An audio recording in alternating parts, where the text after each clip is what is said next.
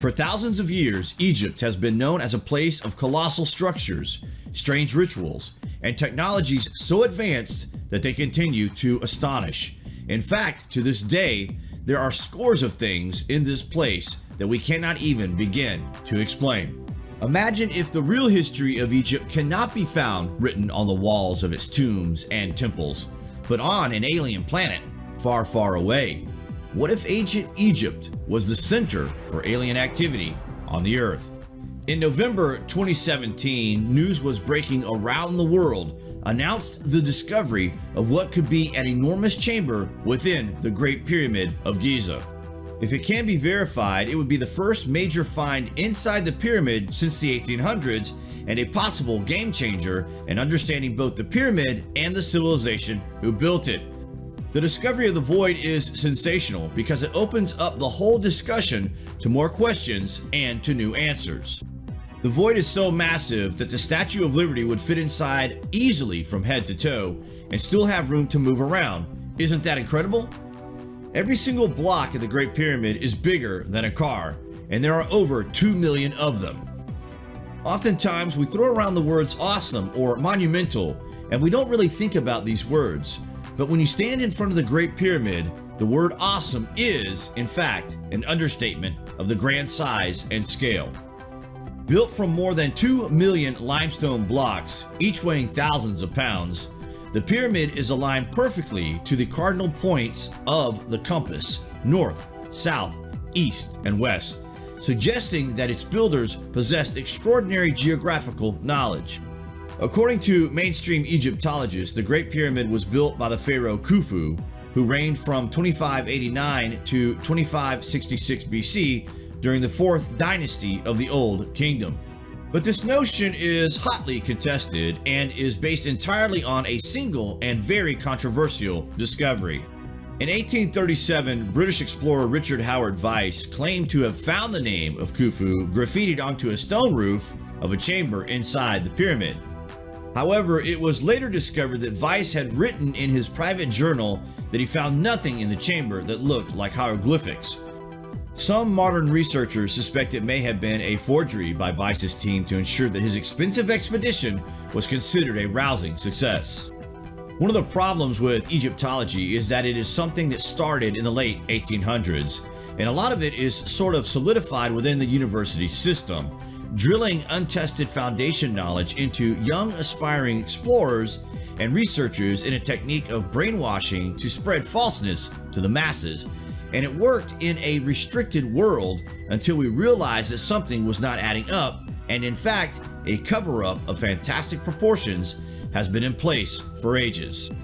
Egyptologists, archaeologists, and geologists are discovering new things about Egypt all the time that completely shakes the foundations of what they thought they knew about the place. We're even finding there are structures much older than what the mainstream Egyptians would say. And the fact is, the Great Pyramid was likely built long, long before the reign of Khufu. There are many who believe the colossal structure is probably more than 10,000 years old and date back to a period predating that of the Great Flood. The main reason this pyramid is the most magnificent of all of them is not because it is huge, but because it is the biggest of them all, the oldest of them all, which means they got this thing built to perfection at the first attempt without any mistakes. This suggests the builders knew exactly what they were doing based on previous experience. But how can this be if this was the first pyramid constructed on the good earth? Wait till you hear this. Is it possible that whatever lies within the newly discovered void in the Great Pyramid will reveal not only incredible truths about ancient Egypt, but about the history of humankind? Could there be clues that reveal that Egypt was once home to an extraterrestrial civilization? The news of a possible fourth chamber within the Great Pyramid has become a source of great controversy inside the archaeological community. They have long held the belief that pyramids were essentially built as burial vaults, each possessing no more than 3 chambers. Archaeologists and Egyptologists claim that they were tombs for the pharaohs, and yet no Egyptian pharaoh was ever found in a pyramid in Egypt. We have found the mummies of many Egyptian pharaohs, but they're found in the vaults deep underground at the Valley of the Kings in Luxor, hundreds of miles away from the pyramids.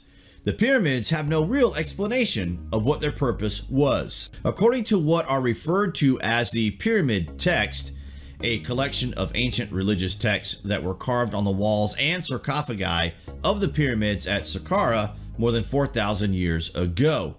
The god Osiris and his wife Isis came to Earth from the constellation of stars known as Orion's Belt, and it is from them that all human life originates. Osiris was the central god of the Egyptian belief system, and he was a god of fertility and a god of the earth, and he died and was reborn in his son Horus. So you have the cycle of death and rebirth, and this is part of the Book of the Dead. So the pharaoh, the king, would die and be resurrected. According to the story, Osiris had an iron throne that was coveted by many who sought to possess its awesome powers. One of these was Osiris's brother, Seth, who murdered Osiris in an effort to obtain the throne. Throughout ancient Egypt, in the temples, we see depictions of the gods on their thrones. These thrones are feathered because they are ascension vehicles. They are vehicles that take them to the stars and back. Could it be very possible that the throne is in the void? When we found this pyramid, there was no mummy, there were no treasures, no nothing, no hieroglyphs, nothing. What if all this that we're looking at is a decoy?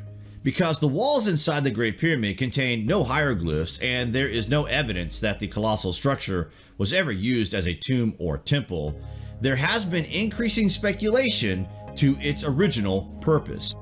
One theory held by numerous scientists and archaeoengineers is that the pyramid and others like it may have been built as one and an enormous network of power plants. Christopher Dunn's theories indicate that some of these pyramids had chemicals mixed in them. And in fact, studies of his working devices have shown that this probably would work. According to Christopher Dunn, the pyramids were actually geomechanical devices. In other words, they were attached to the earth. They were tuned to vibrate with the frequencies of the earth, and they converted the energies of the earth into electromagnetic energy. The best example of this is in the Great Pyramid. It's probably the most precise structure on the planet. According to Christopher Dunn's theory, the process of generating energy began with drawing water from the nearby Nile River to the base of the Great Pyramid. Right in front of the door of the entrance door of the Great Pyramid, there used to be a wall shaft, which was documented in 1857. And so the water would just feed down into a moat around the Great Pyramid and then go down the entrance shaft down under the ground. The water was used in the subterranean chamber. It is a water pump. The water was used to cause a compression wave and cause the pyramid to resonate. So in the Queen's chamber, two chemicals were introduced: hydrated zinc through the northern shaft and a dilute hydrochloric acid through the southern shaft. This vessel represents the Queen's chamber. When you bring these two liquids together, a chemical reaction occurs, and a product of that chemical reaction is hydrogen. The hydrogen vapor then escapes through the chimney, and there you have the reaction. Adding credibility to Chris Dunn's remarkable theory is the fact that the traces of both zinc and hydrochloric acid have recently been found in the shafts leading to the so-called Queen's Chamber. But if the pyramid was really designed as a gigantic power plant, how was the power applied? Could the Great Pyramid of Giza have been designed as part of an enormous network of ancient power plants, not 4,000 years ago, but much, much earlier, and by a civilization with incredibly advanced knowledge? For centuries, the Great Sphinx had appeared only as a giant head peering out from a mound of deep desert sand. Only after years of excavation was the enormity of the structure once again revealed to the world. According to mainstream archaeologists, the Sphinx dates back to approximately 2500 BC during the reign of the pharaoh Khafra. But in recent years, that information has been challenged by new research, which suggests that the Sphinx could be much, much older and probably more than 10,000 years old. Carved in rock and located between the paws of the Sphinx is an ancient inscription known as the Dream Stela. The Stela writing tells us about a time when the gods still mingled with human beings. The ancient Egyptians were very clear in this. Another part of the inscription in which the Sphinx tells Thutmose that once dug out from the sand, the earth and everything illuminated by the flashing eye of the Lord of all would be his. Now, the amazing thing about this is that we are learning of what's called the flashing eye of the Lord. What is the flashing eye of the Lord? This sounds like some kind of technology that is in communication with the Sphinx, or perhaps challenged by the Sphinx, that could ensure the prosperity of Thutmose IV. The Sphinx is credited with ensuring the prosperity of Thutmose's dynastic family that would later include the pharaoh Akhenaten. During his reign, Akhenaten decreed that Egypt would no longer worship a number of gods, but just the one god Aten, who was depicted as a golden disk in the sky.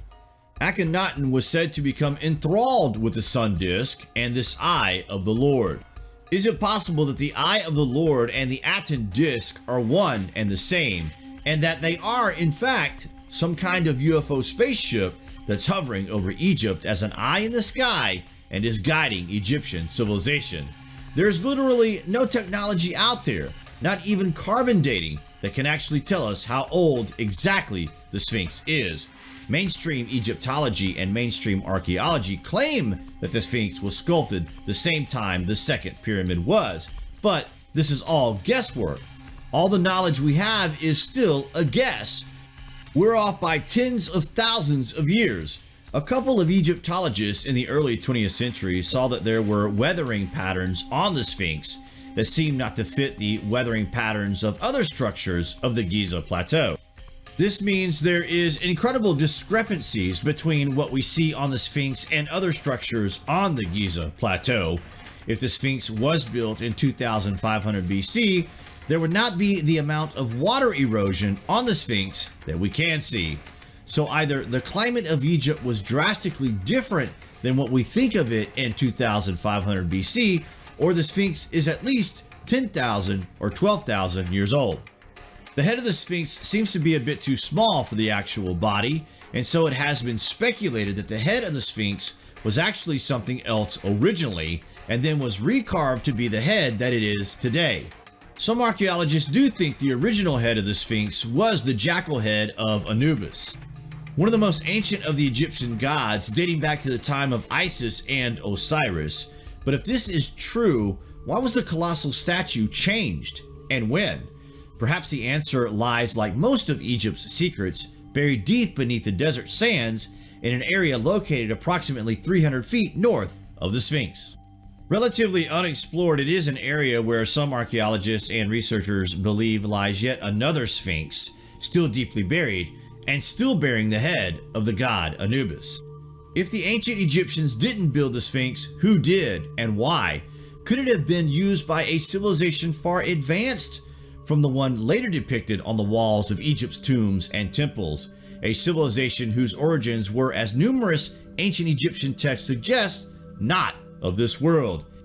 Edgar Cayce had a profound vision while in a self-induced trance. He sees himself as a high priest in ancient Egypt, a priest who was directly associated with the building of the Sphinx. According to Cayce's vision, this occurred not in 2500 BC, but 8,000 years earlier. One of the greatest sources for information on the older civilization of Egypt is Edgar Cayce. He is known as the Sleeping Prophet, an American psychic of great repute and note. He refers on one occasion to the date of 10,390 BC, when he tells us not only was this a time that the Great Sphinx of Giza was created, but also tells us that the records of some previous civilization that had existed on Atlantis were buried within this. According to the great philosopher Plato, who wrote about it in the 4th century BC, Atlantis was an island in the Atlantic that was home to a highly advanced civilization, but was wiped out by a great flood. In his vision, Edgar Cayce believed he saw under the right paw of the Sphinx a chamber that holds a hall of records from the lost civilization of Atlantis. He said there was a repository of high-tech devices and machines that had been left there for thousands of years for people to discover during our time period on Earth, our civilization, that we would discover these ancient high-tech artifacts in chambers beneath the Sphinx. Based on Plato's writings, Atlantis would have existed approximately 12,000 years ago. This matches up with the time period with the Giza pyramids, and the Sphinx were aligned with the constellation of both Orion and Leo.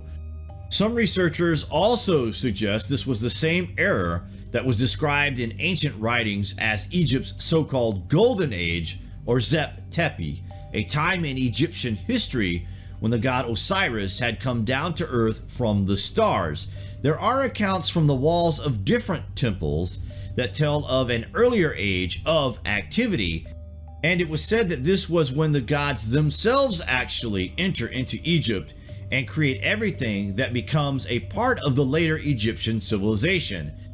They created the first enclosure, the first temple, and various other strange structures, which suggest some from a high technology and suggest that an advanced culture existed and thrived there, although there are many who dismissed Edgar Cayce's incredible vision as a mere hallucination. What Cayce envisioned was indeed discovered, one behind the head of the Sphinx and another directly below. But mainstream Egyptologists continue to insist these tunnels were made long after the Sphinx was constructed. The ancient necropolis, located 15 miles south of the Giza Plateau, is home to what mainstream archaeologists suggest is the first pyramid ever built in Egypt, the Step Pyramid of King Djoser. The Step Pyramid of Saqqara is known as the Stairway to Heaven. The complex is vast, about 40 acres, and entirely walled in. There's a 30-foot wall with 13 false doors. You only get in if you know where the right door is. Curiously, the only reason why the pyramid is believed to have been built as a tomb for King Djoser is that the statues of the monarch were found inside the pyramid. Like all other pyramids, there was no credible evidence that a body was ever entombed there. This was all made of mud brick, just similar to that era. The leap between this and then the Great Pyramid of Giza is sensational. In recent years, the conventional notion that the Step Pyramid was built only 80 years earlier than the Great Pyramid of Giza has been challenged. They believe that the likelihood that Egyptians went from building a 200-foot tall step pyramid out of mud bricks to building a monumental marvel like the Great Pyramid in only 80 years to be a virtual absurdity. They also believe that the mathematical precision of the Great Pyramid's construction, coupled with its precise alignment, not only with regard to Earth's cardinal direction, but also the Orion constellation, is proof that it was built by a highly advanced civilization. One of the things you find, for example, is that if you take the geodetic location of the Great Pyramid as a decimal degree, the Great Pyramid was most likely built more than 12,000 years ago, some 7,000 years before the building of the Step Pyramid, and sometime before the cataclysmic event known as the Great Flood. After the flood, the original function of the Great Pyramid as a power plant was long forgotten, along with all of mankind's other technological achievements, and that it would take a series of interventions by other extraterrestrial visitors to help humans rebuild the world they once knew. In the text that we can read about Djoser, a brilliant man named Imhotep is credited, who, by the way, came out of nowhere. He was the designer and engineer of that pyramid. What does Imhotep actually mean? Get this, it literally